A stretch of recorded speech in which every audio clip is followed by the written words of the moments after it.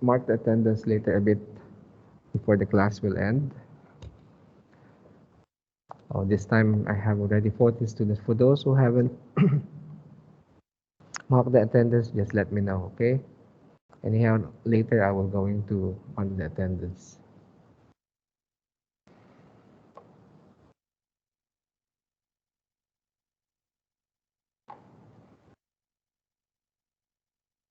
Okay, now this session is recording, and at the moment the college website is, I think it's not working. So just allow me to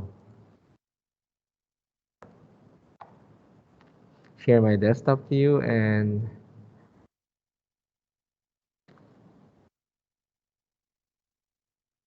this time, okay, we'll see which was the last lesson that we had last meeting, and so pretty much we have already completed some of the important of chapter 2.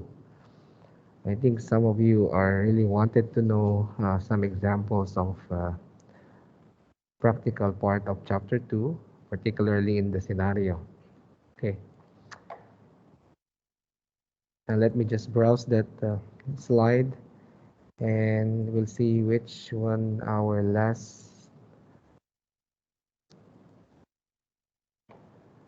slide we completed last meeting.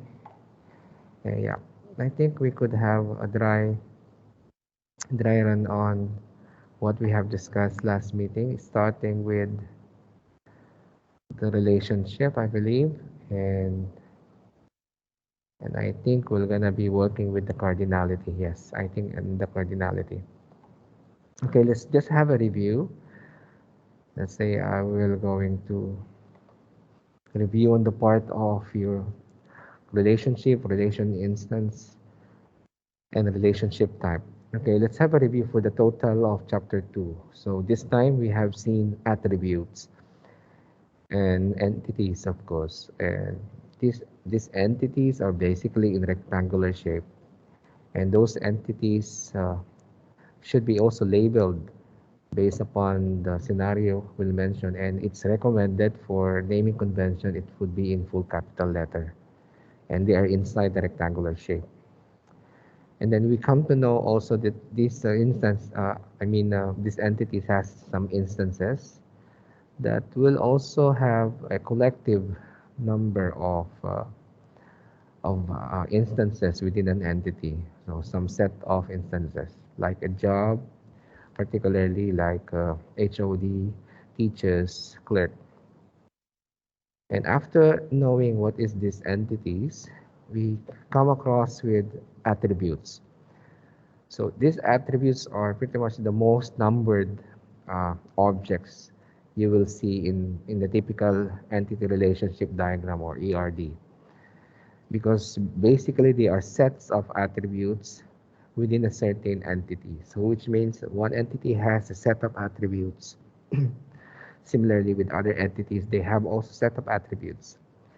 And then a good example of attributes are like student ID, student name, mobile number, email, marks, quiz one, advisor, and so on, and so many. And these attributes are also related within a set, within a typical entities, right? So which means we could have so many attributes because these are where exactly that holds your data. We call also the attributes as domain. Yeah, we call as domain also. By the way, this is a review of from the start of our chapter 2.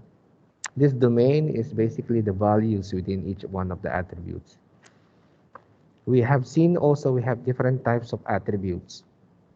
Right, so we have simple attributes, we have the composite attributes, we have multi-valued attributes, we have a derived attributes.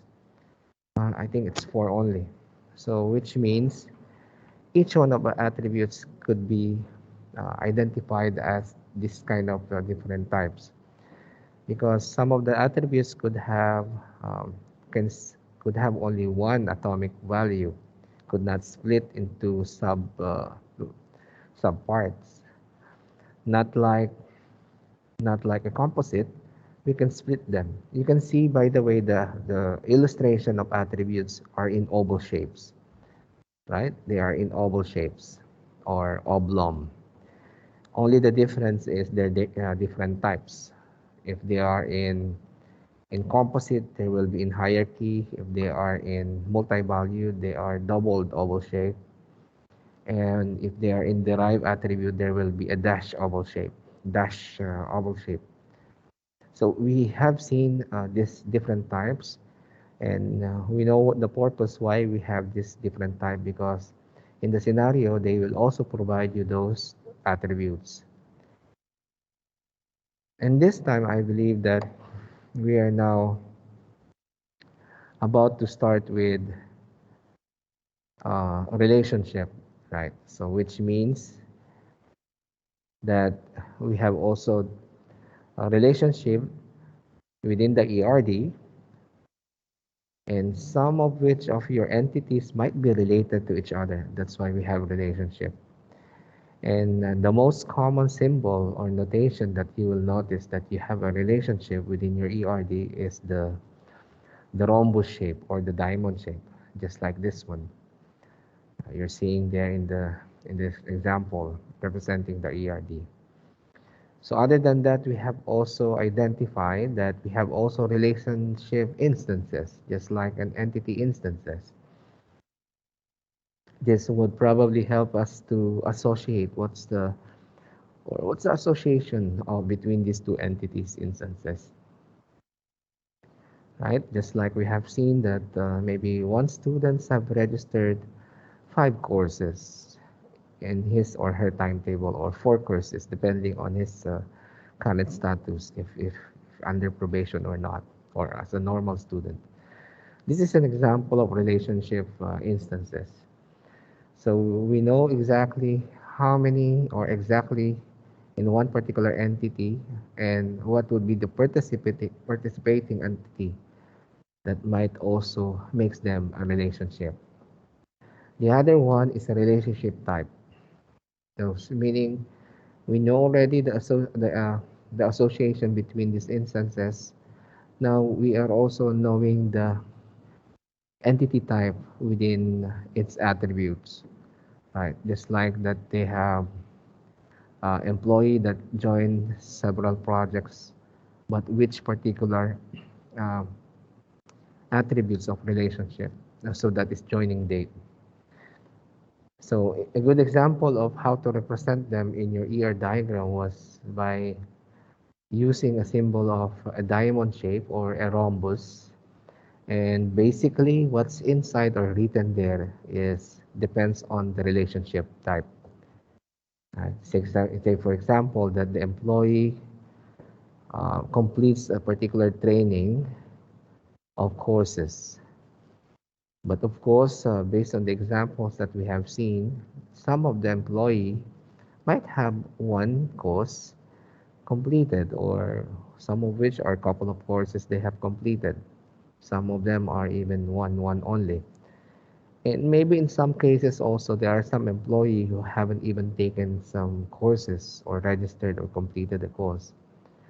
Right. So it's a good example of seeing that one in your ERD is by representing that symbol. Later, we will also come to know that there are also some degree of relationship or some other cardinality constraint, what is basically the specific number of their association between these entities. And we have seen that the one that it would be most likely a bidirectional, from left to right entity or from right to left entity. Right.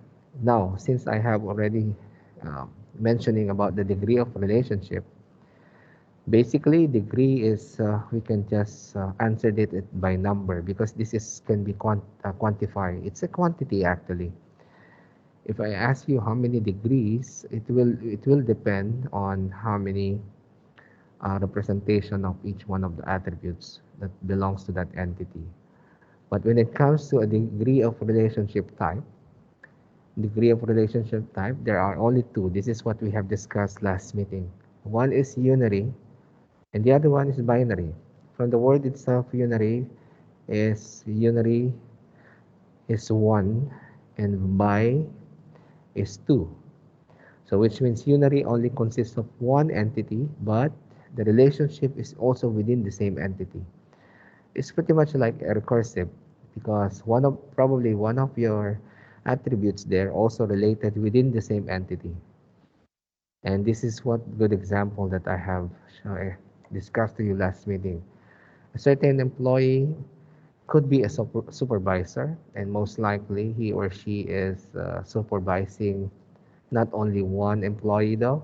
It depends on the number of employee under his supervision or her supervision. So that's why there will be recursive. Um, the symbol of relationship is supervises, and then supervisor and supervisee. Right. This is not quite common, but maybe some of your scenario might have a unary, and the rest would be binary. Right. So this is how the binary looks like. Definitely, it consists of two entities.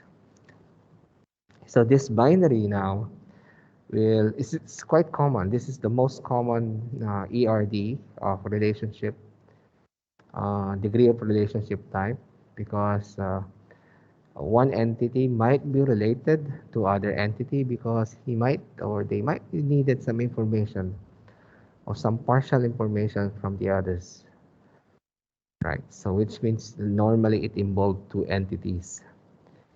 This is the most common type, and basically they are joined between this notation symbol of a diamond shape or rhombus shape with the help of the line connecting in between them. So which means they are pretty much joined in or attached together, right? So but the relationship type there is somewhere it says join in. It depends on the scenario. Whatever the relationship we could write there in the middle of that notation, right? So I think this would be our lesson last meeting. So at least before we jump in now to cardinality, you have already pretty much a good idea, almost completing now the picture of your ERD. Because by the time that now we understand what is this cardinality constraint, and most likely we have completed this one, I think it's about time now to work with example scenario. Okay. Next would be cardinality constraints and participation. I think I have even mentioned this one, but let's just bring back this cardinality constraint slide because this is the most crucial part of analyzing of your scenario. Most likely entity, it's very simple to identify in the scenario, particularly the attributes, because in the scenario it will mention those attributes in respect to uh, each one of the entities respectively, of course. And later you will also see what they will not mention the type, but you will be deciding the type of each attributes and draw them in the ER diagram. In the scenario also that you will going to identify that based on the statement that probably these entities are related to each other. So you have a relationship type there.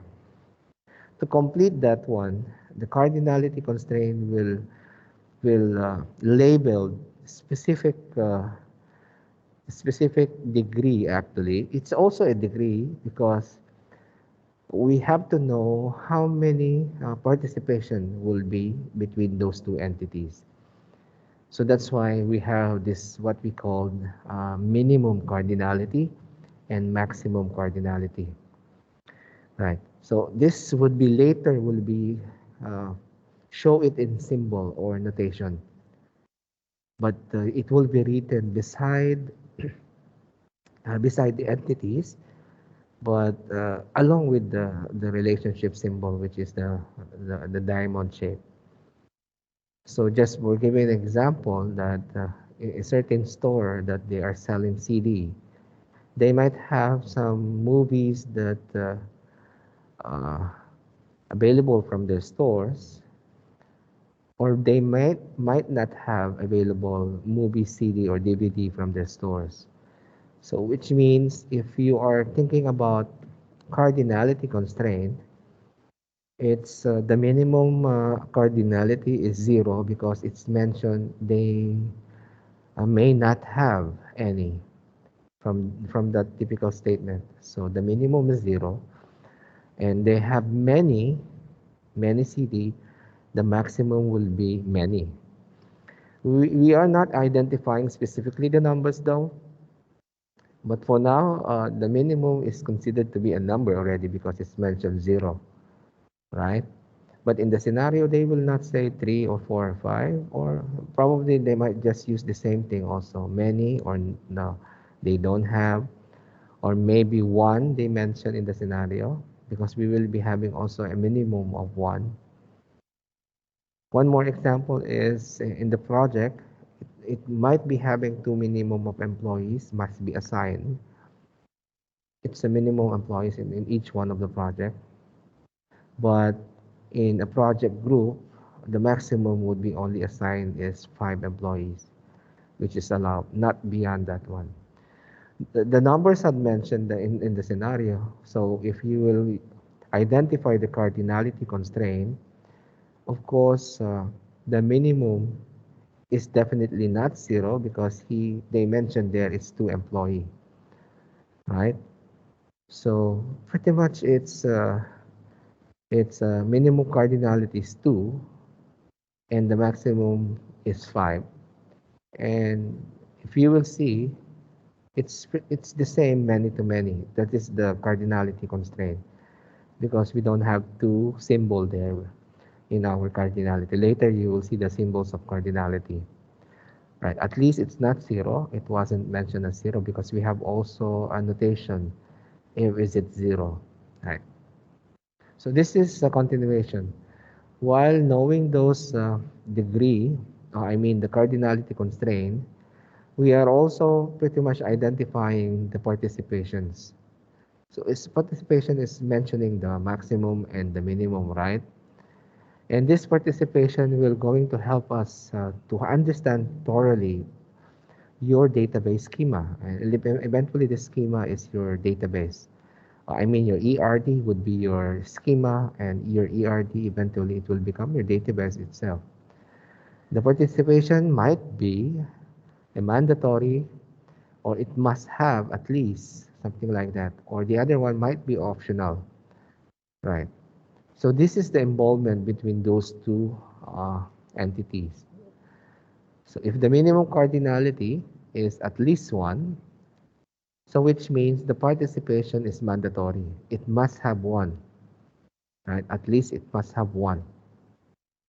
Just like one student should assign at least 1 advisor, right? At least 1. Once that you enter the the post foundation level somewhere in engineering, business, or IT, you will be assigned for an advisor if you came from a foundation level. So at least the minimum cardinality is at least 1. So pretty much the participation must be mandatory. You cannot come here in post foundation, which moving to diploma 1 level if you haven't assigned any of one of at least 1 advisor who will going to supervise you throughout your study. The other minimum cardinality may be 0. It could be 0, which means this is now the thing that some participation would be unoptional. It's not forced, but at least it must be a 0. There will be different scenario for this, of course, right? There will be some different scenario, just like can you if you will withdraw a course, it's basically it's an optional. Not everyone really mandatory to drop a course, right, in this semester. But of course, we have later dropping or withdrawing course. It's an optional, but there will be a maximum on that one later. You can only allow to drop course one subject, not two, not three, not four. Otherwise, you're dismissing or postponing within the semester. But at least now we know this participation will involve. You can see that the mandatory or minimum at least one will be written in drawn in vertical line. You can see that one there. And minimum cardinality, maximum cardinality is one. It would be drawn in vertical line. Along with, if we have a minimum cardinality, it would become with an oval shape because that is zero. They can be combined. They could be only one within that symbol. By the way, the symbol of cardinality will be drawn in the middle, not in the middle though, but at least in between the relationship symbol and your entity. But remember, you have two entities because from the left you have also entity there. So which means you have also to write or to draw the relationship of cardinality of that particular entity. That's why it's bidirectional. It could be from entity 2 to entity 1 and the other one from entity 1 to entity 2. It's bidirectional. It's only shown here how you put that one in your ERD. So similarly here in this example, suppose your minimum cardinality is 0, which is an optional. So we draw that one again in oval shape, just like what we have there in this first one on the top. But in case it is definitely more than 1, could be 2, 3, 4, 5, any number, as long as it's more than 1, that is considered to be a cardinality of maximum or maximum cardinality. So how we draw that one? We use that symbol less than if we are pertaining to the right side of your relationship. And if is it also maximum cardinality from the left side, we use this greater than symbol. It doesn't has to do with less than and greater than. It's only use that symbol just to represent a maximum cardinality. Okay. So this all can be combined together. It depends on the scenario, right? And you will see both sides. There will be a statement saying that this participation is only on the right side. Depends on what entity was mentioning in the scenario. This is another example that it could be at least it will come as double vertical line. Basically, if both minimum and maximum cardinality is within that particular entity relationship is both the one, which means we can do that double line there. Actually, this is like a mandatory already. At least you have minimum one and maximum one. This is what we call participation is mandatory because we have mentioned there at least one, right? And we can also combine this one if you might see that if there will be a minimum cardinality of 1 and the maximum cardinality could be many, so it will be drawn like this. One vertical line and it represent a symbol, either left or right facing symbol for the less than and greater than, right? Right. Don't be confused at the moment. It's only a partial representation of this cardinality because to complete the cardinality, you should have also apply it from the left side of this entity. But in this example, it's only shown in the right side. Right. I think now this is the most better picture of cardinality. This cardinality is basically depends on the three types of binary relationship. Remember binary types of um, binary relationship has two, right? Two entities, and basically they are all separated into different types like one-to-one, one-to-many, and many-to-many. You can see that the one-to-one is like an example of a minimum cardinality of 1 and maximum cardinality of 1. But take note, it should be both side of these entities. If the scenario said it's mentioned about this kind of type of binary relationship, and definitely the type of this is one-to-one of this binary type.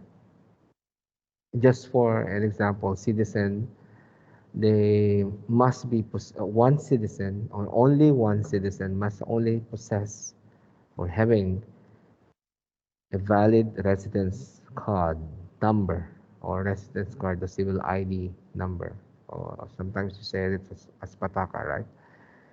So this is a good example of a one-to-one that only mandatory each one of them of citizens of Oman, suppose either you are an expat or a local, you must have you must possess, that is the relationship type there, that you have at least mandatory residence card.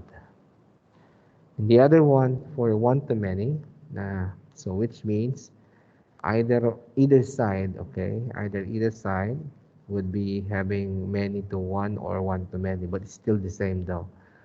But this example is just like I have given you on that example in earlier slides, that a certain movie store, they have might have only one.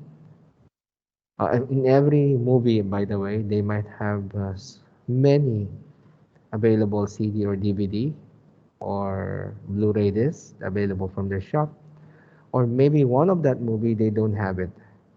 So you can see that the relationship type is one to many, because at least minimum cardinality must be one, and the maximum cardinality must be one from the movie entity, and it has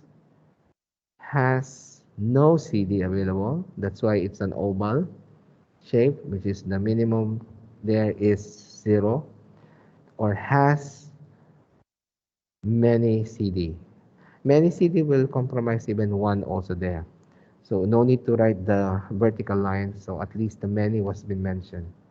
So we can also put CD here in the left side of this relationship, and the movie would be on the right side. But the cardinality must be also positioned correctly also, right? Because if I put this cardinality, this oval shape and this less than shape in the movie, this is wrong now. So which means you're saying that one CD, like one CD is many movies, just like that one, right? Remember, now if you switch the cardinality with the same positioning of these entities, from movies from my left side and CDs from my right side, this will be a different this would be a different relationship now. You're saying now in one CD, okay, you're saying now that in one CD they have more than one copied of movies inside that CD. Okay, let me just draw that one. This is basically the most misconception of common misconception of students, it's which is wrong, because if I put now, okay, suppose I'll just do this one and this one there, assuming that it's the same, like this is movie, right? This is okay. I will just write here movie. It should be in capital letter, and this is the CD. This is the CD, right? And I will interchange. Oops, I will interchange the cardinality. It's very hard to write it over here. I will write here. This is here minimum 1, maximum 1. Oops.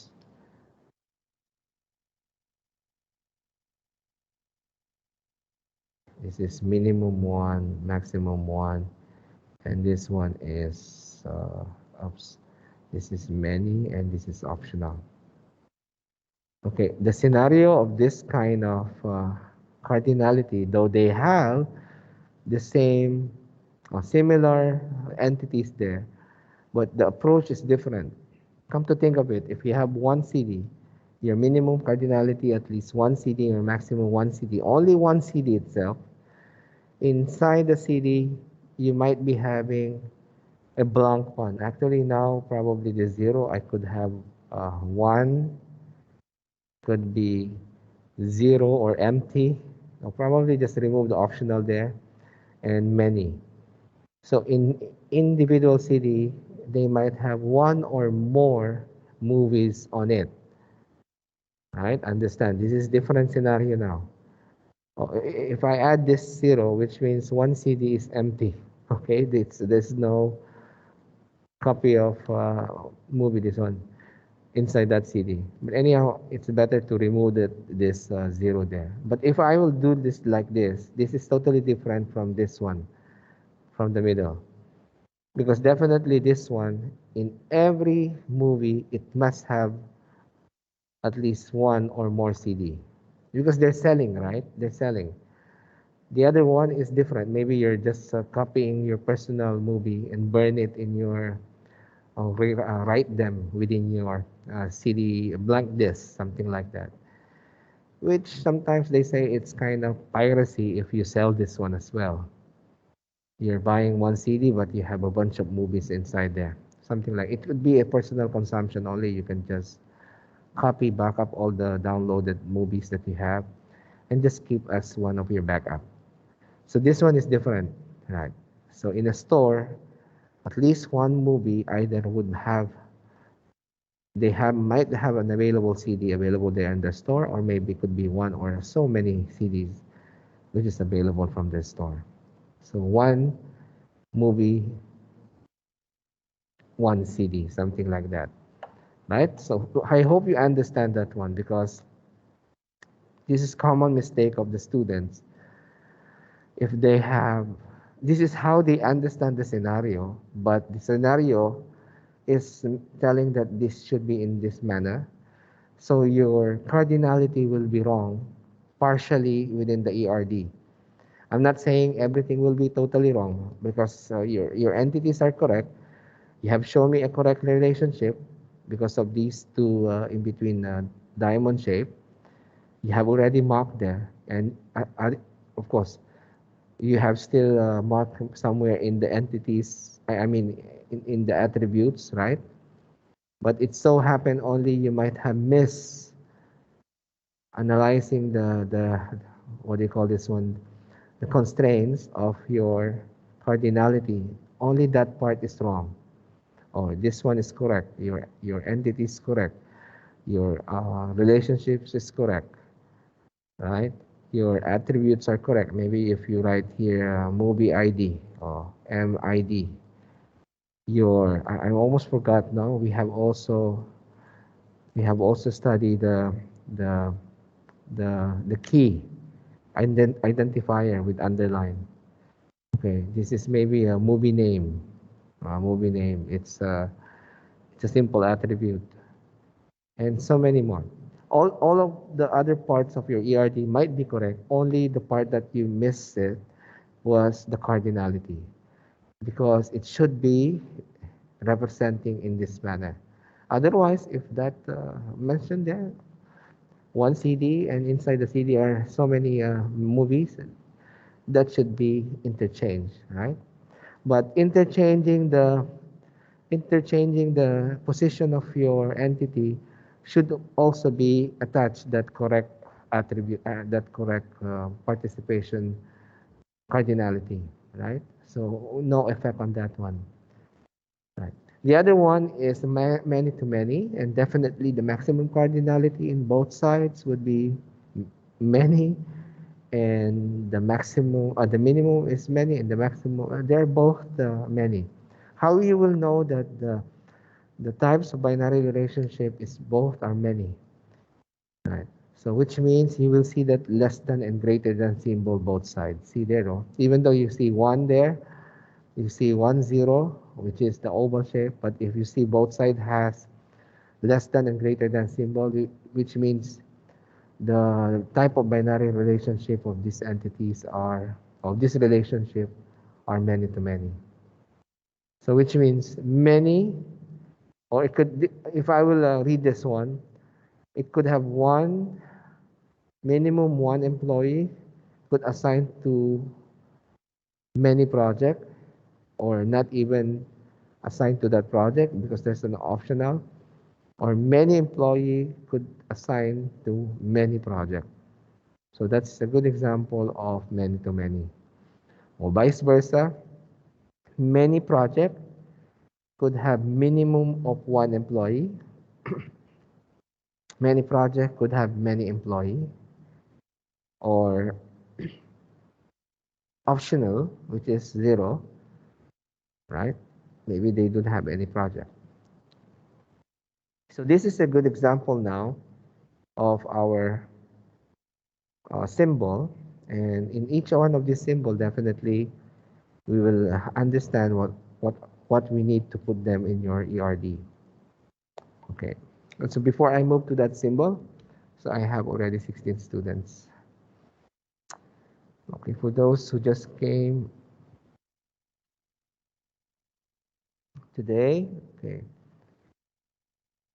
I will just check your attendance later a bit, okay? Don't know how many students just came in after I mark your attendance. Any questions so far? And actually now we're about to start working with scenario, just like I said last week. Within this week, we're gonna be working with uh, some practical side of this chapter 2. Actually, chapter 3 is extended version of ERD. And I might be giving you also some exercises. Let me see if the website, college university website, is working. Okay, it's working now. Okay, this morning it wasn't. Okay, so if you don't have any question, okay, let me just show you all the complete notation for this. Actually, I already shown you this one partially before we starting our chapter 2. And okay, where's the first one? There. The first one is the entity symbol. This time it was shown in two different entities, but for now we don't know what's the meaning of weak and entity, and which means a typical rectangular shape is a strong. Okay, we will see another slide for this weak entity.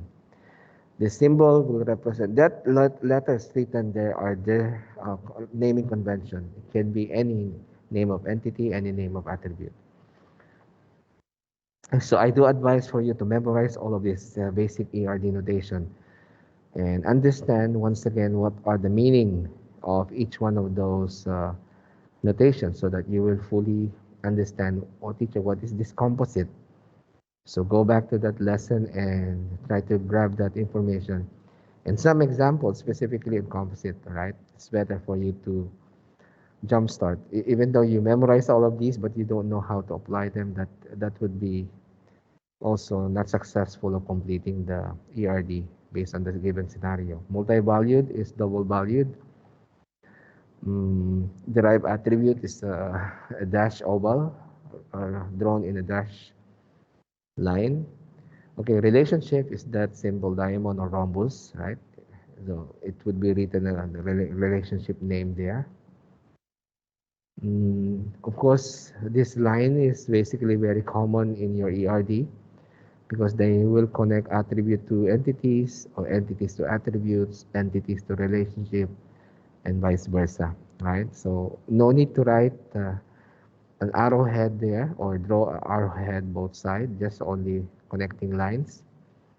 And this is now the different binary relationship type, which you have seen before this slide.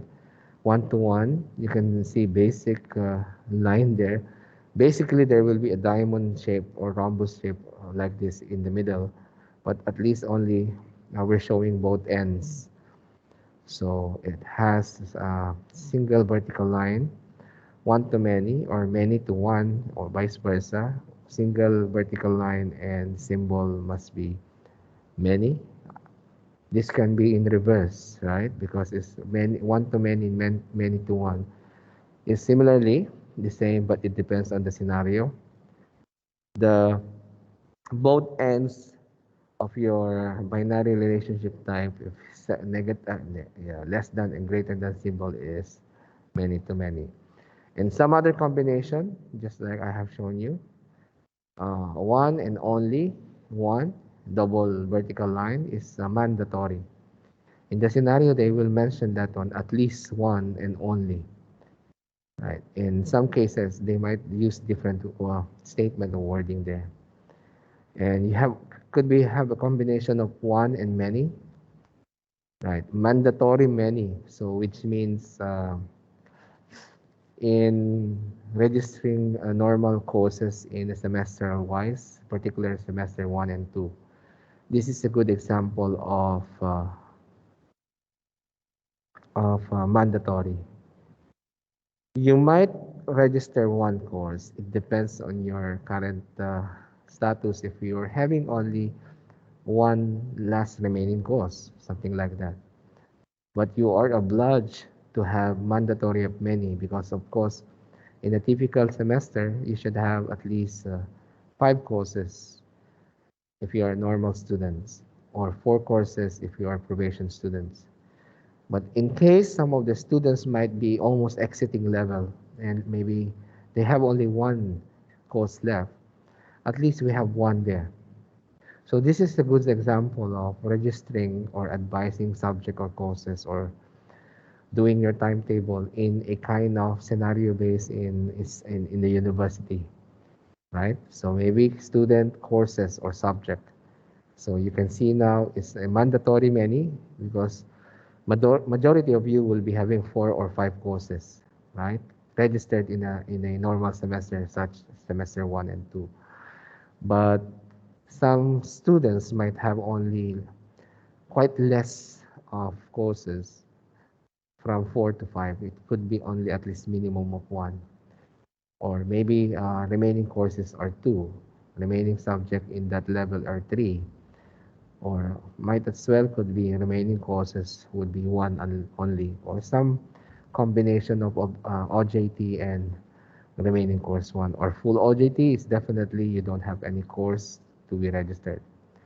So this is a good example of one or more. It's a mandatory. In zero or one, definitely it's an optional if you see that circle or oval shape there. But it's a combination that knowing that there is a vertical line there and zero, meaning the minimum will definitely zero, the maximum is one. So zero or one is basically, it's like an optional if you have a zero there. And optional one, optional one.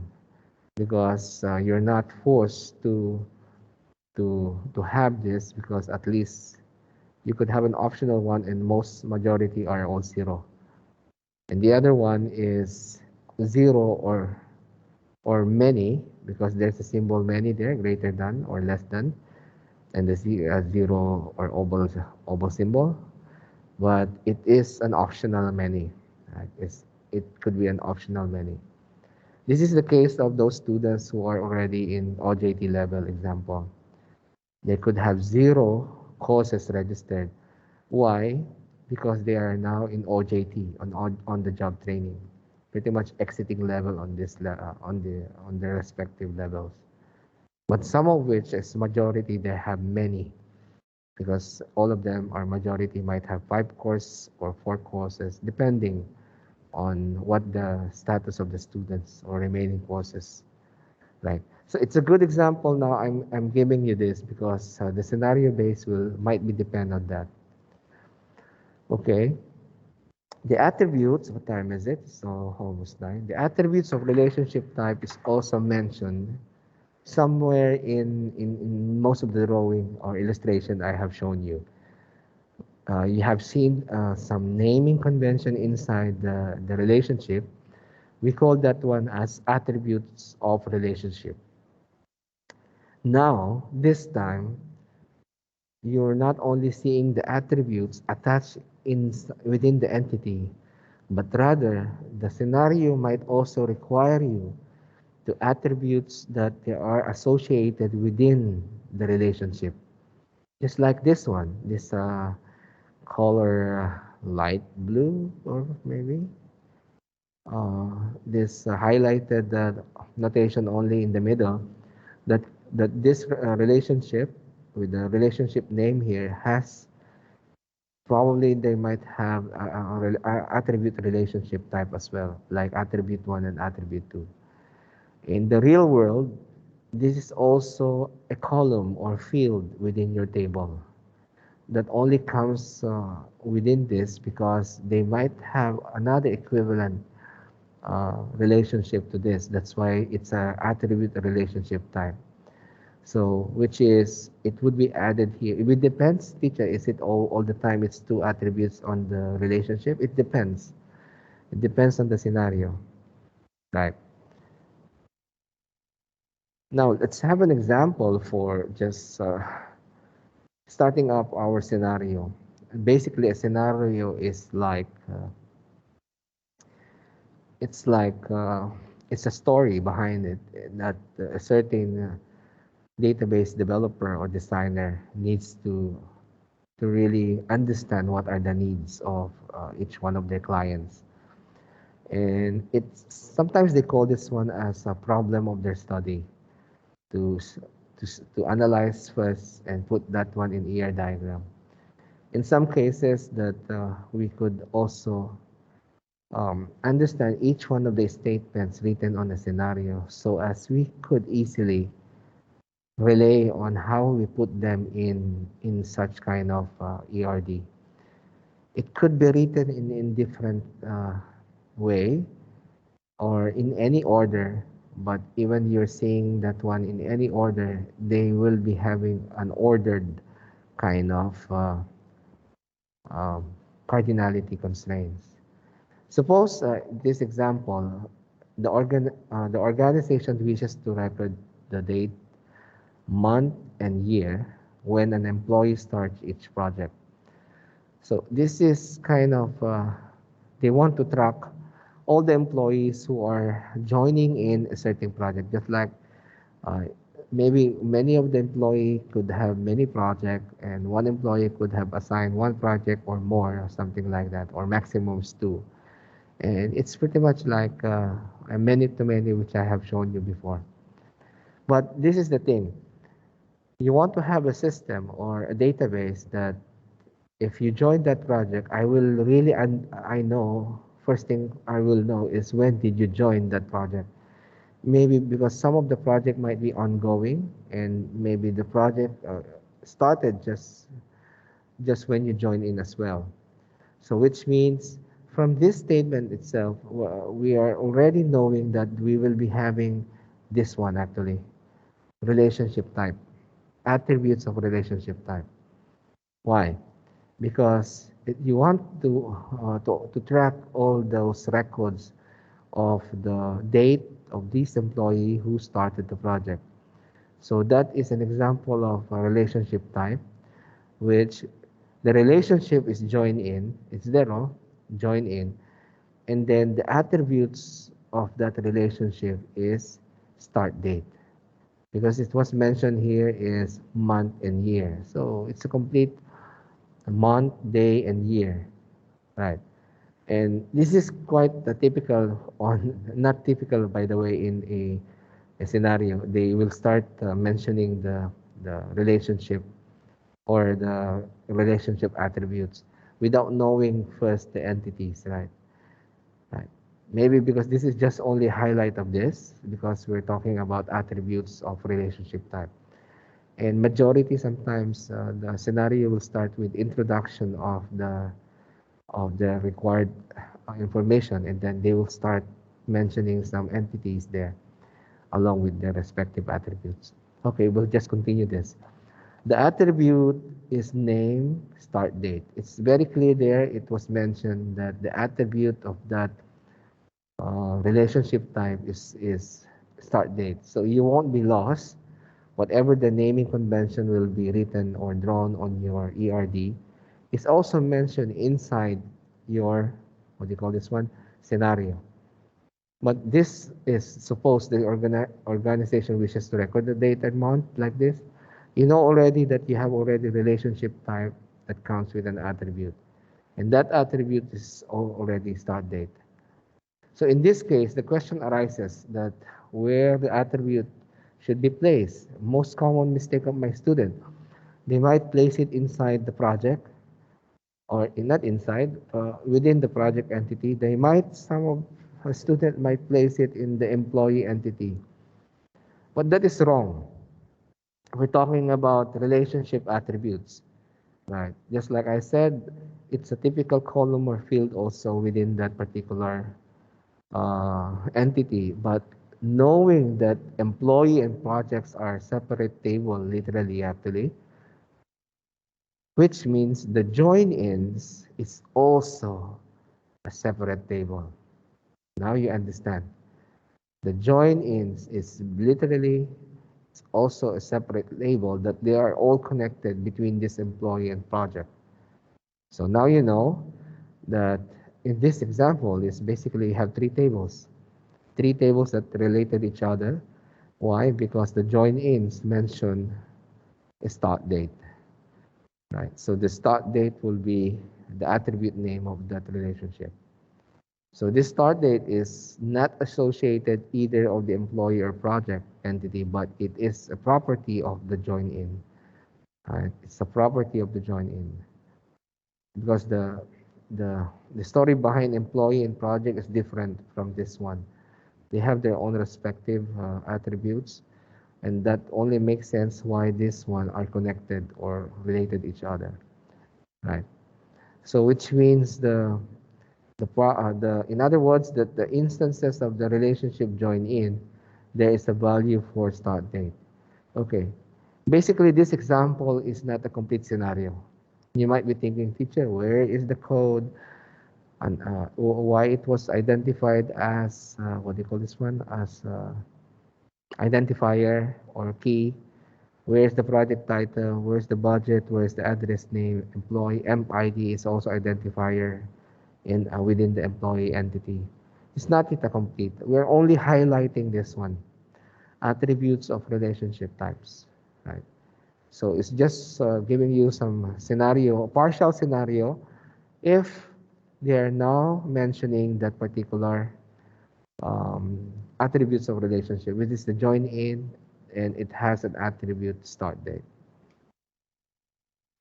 By the way, it's just partially including some information. We haven't even seen a full or a complete scenario at the moment because there are still some things needs to identify before we jump into that one. Any questions so far? Because probably this weak entity you have seen it already, but that symbolizes with a double square, double rectangular shape there, just like you have seen in the notation. This one on the second row, it's a weak entity. And now once we know why it's a weak identity is identified as a weak entity, and the other one is by default as a strong entity, this is a good example for that. This is a good example. In a weak entity type are those whose existence basically, it's already, what time is it? 9:09. Okay, once again, in a weak entity, basically those existence depends on the existence of the other entity, which is entity 2 was identified as a weak entity, right? But the other one, entity 1, is considered to be a strong entity. So what makes, but these two are related to each other. But what makes this entity weak? Because they do not have their own primary key. That's only the reason why it was in a double rectangular shape, right? Notation. And basically now you know why this entity 1 is a strong, because it has a strong, identifier or a primary key, something like that. Teacher is not there. Yeah, it's just for an example. Because how you will know without those attributes connected to these entities, right? But I'm only saying why this entity become weak, because they weak type do not have on their own primary key. We haven't learned about primary key yet. For now, we know that those keys are identifier that makes this key or value or unique inside or within that entity. So thus, these keys will be later partially or totally derived from a strong entity, right? So a good example for that one is this, that the dependent entity is basically weak because they are relate they are depending on the employee information, particularly that employee ID. So which means that dependent most likely having only a kind of partial key, which later we will come to know that the partial key is a foreign key or something like that. So the entity dependent related, of course, obviously in the employee. So this entity type used to keep track. Those dependents, for example, if I'm an employee from this company, I have dependents in the database of their system. That includes my wife, of course. She is also dependent to me. If the employee is a is a man, of course, his dependent is also uh, his wife, but along with the, of course, with this with the kids, or how many daughters and son do you have? Those are example of dependent, right? So which means in any way that you can see now the participation of each one of this entity, that it's mandatory a minimum of one employee should have no dependent or more than one dependent. That's why it's many. So what is the binary relationship time between this employee and between this relationship of employee and dependent? It's one to many. Teacher, why zero? Why optional? Why zero? Yeah, could be. It's straightforward. Maybe that employee, I'm not saying that he might be married or she might be married, but without kids. But as a matter of fact, of course, if the kids also, suppose working here in Oman, that employee, but his family is in some other country, it's most likely it would be included from the database because there will be some benefits will be given to that particular employee. So that's why we have also those optional, right? Or maybe that employee is not yet married, right? So which means still single. But the thing is, even you are single, what if your his or her mom is with him or with her? So that can be also dependent. So that's why dependent is totally, it's like a relationship, family relationship, right? Which is might be put it on the database. Just like myself, of course, I am an employee here in Oman, and pretty much, of course, I am an expat, and I did manage to bring my family here with me, my direct family, including my wife and my children as well. They are all put on the database here in the ROP.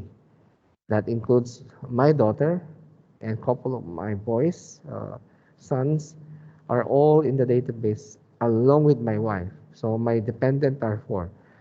So that makes sense. How they will know in the database that those are your dependent, because it's mentioned here their names only, their birth date, and what is the relationship, either wife or husband, even brother or sister as you like, and son and daughter. But how they will know? Of course, with the help of the primary key of the employee, which is employee ID, because this doesn't have a primary key, this dependent entity. They don't have a primary key. So those sets of attributes mentioned in the dependent, they don't have a primary key. Compared to the employee entity, you can see very obvious that the MID is underlined, which means that attribute is a simple attribute, a single atomic value that could not be multiple or subdivided into smaller subparts. And definitely the value should be mentioned there will not be duplicate because it is a key. So that is dependent on that key, which it so happened that the dependent entity doesn't have a primary key. So this is a good example of showing how a weak entity in this kind of notation with a double, what do you call this one, double rectangular shape, and the other one is just a purely rectangular shapes.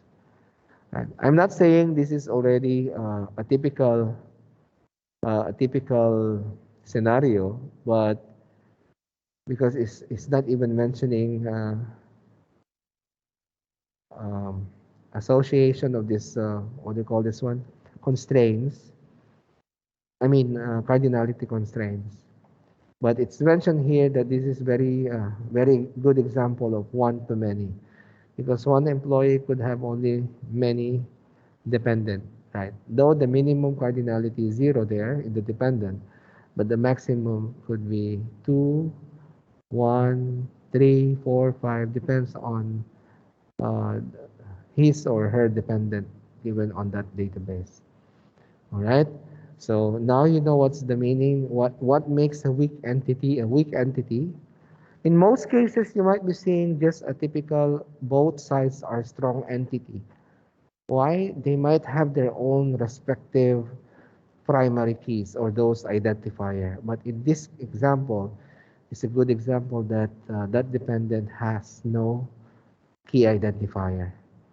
I'm not saying literally no key identifier, because later a bit there, we have a different keys. We have foreign keys, we have primary keys, and those keys will be related to another table basically. Any questions within this weak entity? It's pretty straightforward. Only we need to see how this kind of approach will be seen when it comes to scenario, analyzing a typical scenario. Okay, this is not like a complete scenario yet. We're just giving some explanation on this one, because maybe you never know. In your midterm exams, I might only ask you to explain the given ERD as a typical short answer questions, right? I'll just give you a random ERD and explain what are inside that ERD. If you are explaining this one already, or maybe a part of a long answer question, if you're explaining it, you're mentioning already the entity, you are mentioning it's either that entity is weak or strong. You're mentioning all the attributes which are connected on that entity. You're also telling what type of attributes on each one of those entities. And basically, they are all simple attributes as per drawing, as per illustration. And are there any relationship? Yes, obviously there are, because employee and dependents are using this relationship simple. You can also explain the what? Cardinality by mentioning the minimum and maximum cardinality. And that's it. This is just like I have given you an ERD and you will be the one will give the scenario. Now this is different thing. Not like later I will give you a scenario and you give me the ERD. So it should be vice versa, you should understand, right? Which means even it's not a given scenario, it's already drawn that ERD, you have to identify all those special definition in each one of those notations there. Right. Now, this time it's about the time to have some example solves, and the rest of the problem will be given in the book to solve yourself, and probably later at the end of the day or within the week, you will be also doing it as one activity. I will give it there in our e-learning. Right. So we do have some questions here, but let me just give you one example. And next meeting, maybe I will draw it by hand. But for now, allow me to just download uh, the the book, and I will show you that example within the chapter 2, of course. And inshallah, next meeting, I will give one example which is not yet answered at the moment. And let's try to answer it one by one and analyze it, of course. Okay, let me just jump there. Let me just finish this one, a quick one though. What page is that part now? We are in chapter 2 and weak entity example there. So 2.11, page 37. Okay, page 37. Oops. Is this page 6? Identifier. Okay, I think almost there.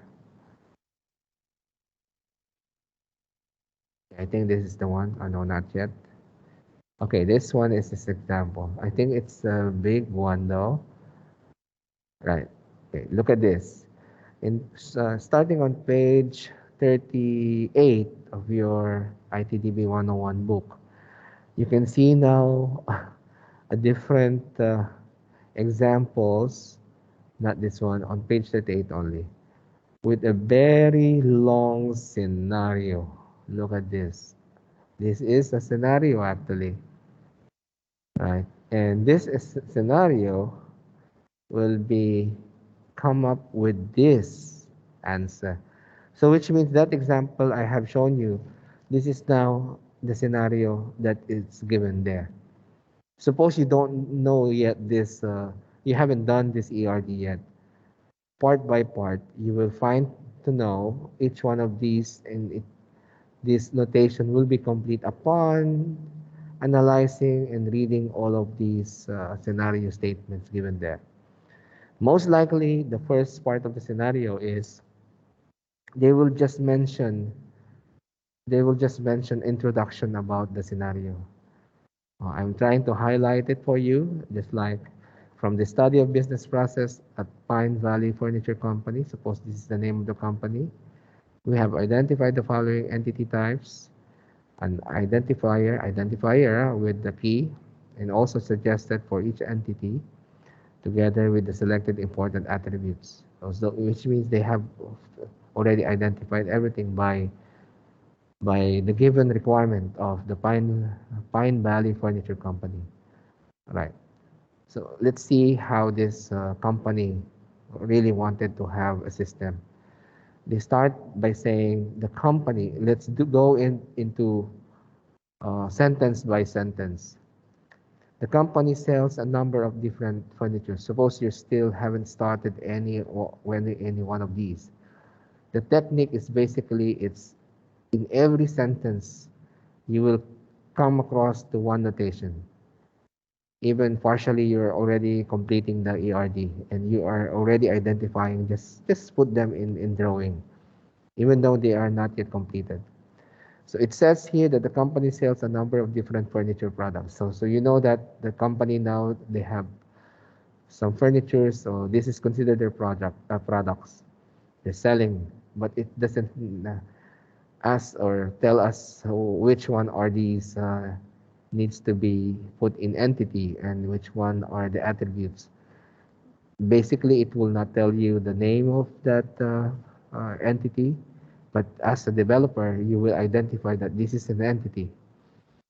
Similarly, that they might not say that what are these are the attributes of that entity. Even you will identify that those are the attributes. Yes, the attributes. They will mention in the scenario. Look at this. These products are grouped into several product lines. You know what, to tell you frankly now, most likely we will be having a product lines. Actually, the answer is over here. Why I'm pertaining to this part, I'm sorry. This is the explanation of this weak entity.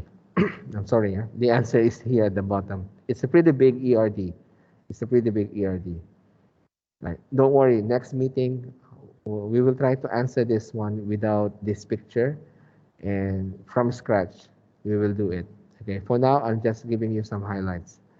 So now we know that we have products, one entity, and product lines.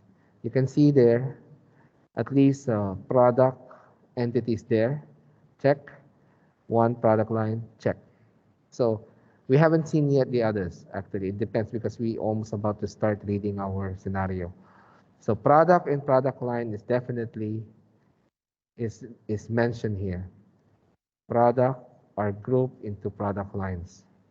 Now, to make a clear picture on that one, the scenario will tell you that the identifier of a product is product ID. Oh, see? You will see that even from the scenario, we have written it in bold, all capital letters. Right? So, which means this is now your first ever entity, and this one is the identifier. So just pretty much you have one rectangular and one attribute, no issue. Literally you have one entity and you have one attribute completed on that part already, right? And the rest of which will say that this area of identifier, it's a different approach. Now he mentioned another entity, which is the product line. They are all written in capital letter, and the attribute is product line. I mean, one of the attributes is product line underscore ID, but it is an identifier. So you can see that one product line, they're all written in caps lock, and there's an underline there in the product line. All first letter of each words must be capital letter, but in what do you call this one? In the entities must be all upper upper upper letters. Okay, so it's pretty much mentioned there also. So which means literally we have only done product line entity, product entity entity, and each one of them has product ID respectively and product line ID. You don't have yet the others actually, because that is only the part that we have read. So we identify the next sentence. We identify the additional attribute for the products, and what are those? Product underscore description, product finish, and product underscore price, and that is under what? Under product entity. Yeah, it was shortcut though. You can see the product underscore description was made a shortcut here. Yes, like product underscore desk, right? It doesn't matter. This is just barely naming convention when it comes to attributes.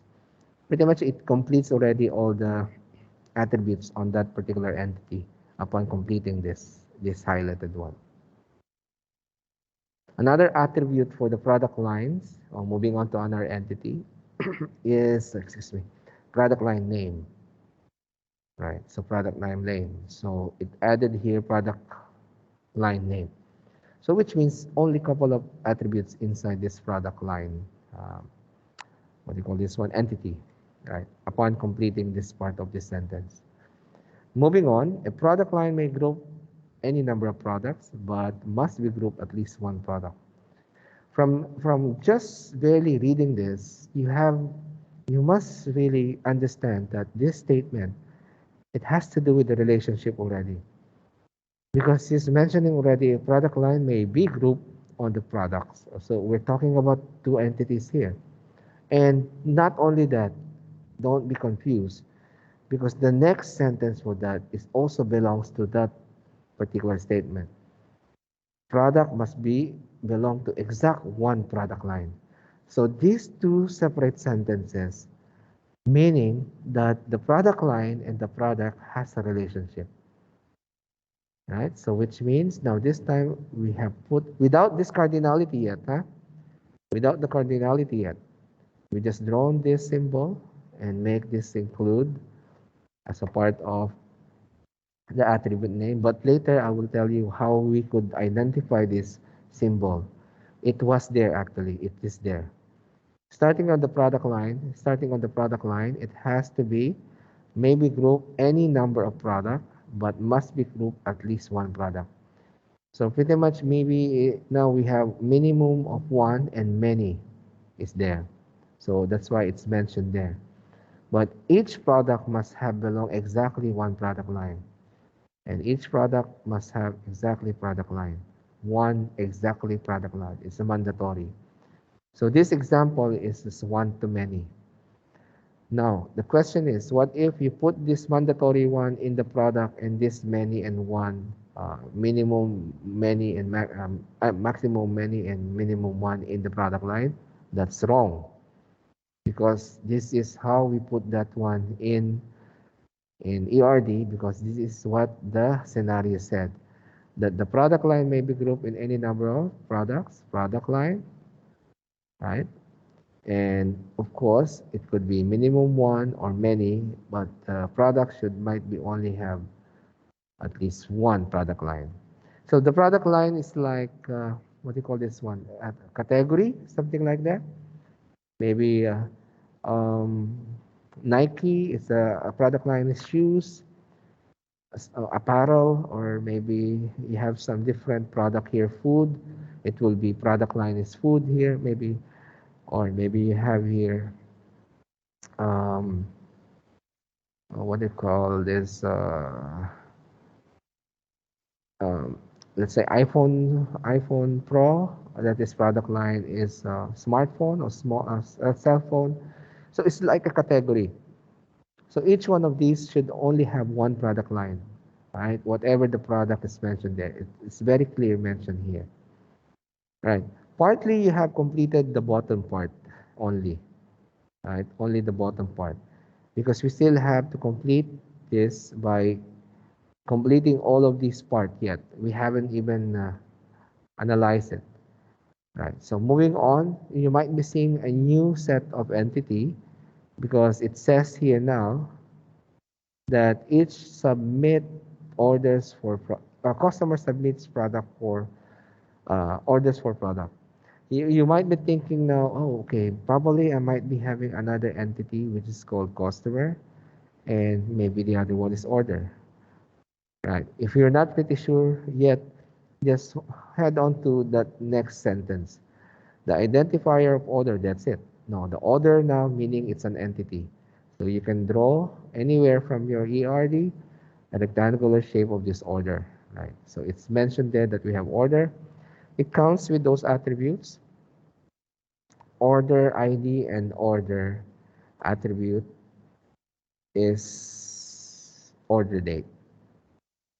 And basically, is it mentioned the identifier? Oh yeah, I'm sorry. The identifier is order ID. It's mentioned there. So you can see now, date is there. Order ID is identifier. So it must be underlined. It must be underlined, right?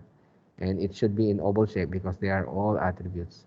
So we're done with this. Basically, we're done with this. Only without relationship yet. Okay. So we'll see from the other one. The customer may submit any number of the orders. Actually, this part is partially there. He is telling about um, the participation already. Actually, what is the participation? This is the cardinality constraints. A customer may submit to a number of orders, because this one we have already done orders, but need not to submit any orders. So basically, this is already pertaining to the cardinality constraint or participation. That also includes this one. Right. So we might skip this one for now because we haven't know that what is the other entity. But although it's mentioning the customer, you can just skip this one for a while, and you can see that it now come to picture that the customer is is an entity. See, the identifier of the customer is customer ID. Oh, now you will see that customer is now you have identified it is what, an entity, and it's mentioned that the customer ID is the identifier with an underline there, right? So the rest, it will mention all the attributes, customer name, customer underscore ID, and postal code, postal underscore code. See, it's there. You're almost complete the part of that customer entity along with the respective uh, attributes. But the thing is, you haven't completed yet the cardinality constraint. If you come back now to this statement, right? Customer may submit any number of the order, any number. It could be many, but need not to submit any orders. Need not, it would be an optional. You can see there that any is many, need not is optional, which is 0. See? See that cardinality? Submit is, of course, the name of your relationship. What about the other one? This one, customer submit for products. The customer submit for products. And that is mandatory one. Double vertical line is there. This is one complicated part of a scenario. They might split the given scenario in in in in such a way it would be a tough or challenge to the students to develop complete the cardinality constraint. That's why this is what I'm telling you now. You have done everything good, and most of the time hardly some few wrong mistakes when it comes to cardinality, because this is the most important part there, the cardinality, right? So once that you have understand now this part, customer submit orders for products. Customer may submit any products for order but not need to submit any order, and each order must be submitted exactly one by the customer. And this is the cardinality, exactly one by the customer. Order may be 0, optional order may be more than 1. So the cardinality of minimum here in the order is 0, and the other one is the maximum cardinality is many. And what is now the degree of this? This is 1 to many, right? This is the binary type relationship is 1 to many. Partially, you have completed the whole top ERD and the whole bottom, except only within this order and product relationship. And most likely, it will mention somewhere here in the last statement, this part. Start with this. Given the customer order must be request at least one product, and product sold may be not on the or any order appeared on one or more order. Okay, it's quite complicated, but I'm telling you this highlighted sentence was what? It's speaking about the cardinality constraint. You have already the entities. That's why it never no need to mention the entity the attributes, but rather it's only mentioning now the participation. And sometimes in within that participation, if we complete the rest of the sentence now, the Pine Valley Furniture wants to record order of quantity product associated with each order. So knowing now that we're talking about customer, and it's a customer product, of course, and product sold, it's just between the product and the order.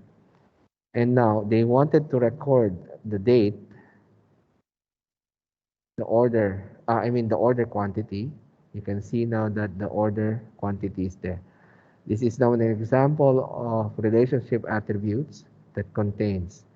Now the question is how you come across with this minimum cardinality many, and minimum, I'm sorry, is optional 0, maximum is many from the order, 1 is product, and many. See, come back to this one. Each given customer must request at least one product, and the product sold may not appear on any of the order, or may appear on one or more order. Again, the customer order must request at least one product. At least one product, right? Customer at least will request at least one product. So actually, at least one product is basically it's there. At least one product. So minimum cardinality is 1. Moving on, the product sold may not appear on any product in any order. The product may not appear on any order, which is 0. See, any will not appear. So that is 0. So the minimum cardinality there somewhere on the other side is 0. But moving on, or may appear one or more order. So which means one or more order is now many, right? So now the question is, I have might skip this many of this product. We have seen this one, optional, minimum, and many order. Where exactly this many came? Because the maximum cardinality of the product here is many and the minimum is one. Let's go back here. The customer order must request at least one. Now you know, at least one. So which means your minimum is one.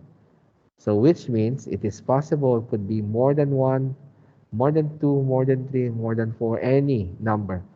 So the customer can order any number of the product as you like. So that's why at least one is the minimum and the maximum is many. Okay?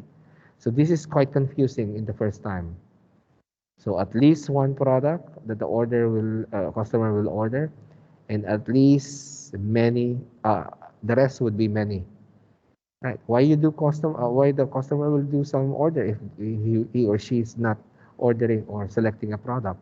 At least one should be there. Maybe you have chosen so many products there, so that's why many is there. And maybe some of those products might not be in the order. That's why it's an optional, or maybe it would be in one or more order. Right. And to the last statement there, that they want to record the quantity, to record the quantity of the product, and that is contains, which is the order quantity.